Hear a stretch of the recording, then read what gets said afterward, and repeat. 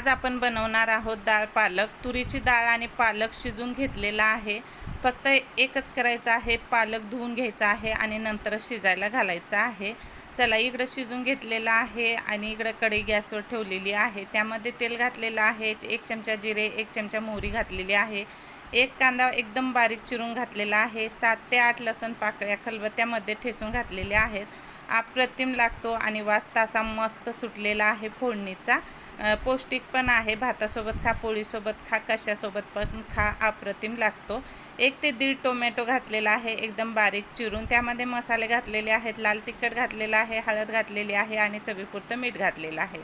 आता टोमॅटो छान गाळ शिजल्याच्या नंतर आपण शिजवलेली डाळ जी आहे त्यामध्ये टाकलेली आहे।